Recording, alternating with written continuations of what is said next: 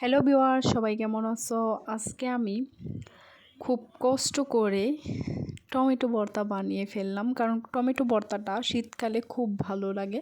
আর জানো, জীবনে সফল হতে গেলে কঠোর পরিশ্রম করতে হয়। ভালো কিছু খুব সহজে পাওয়া যায় না।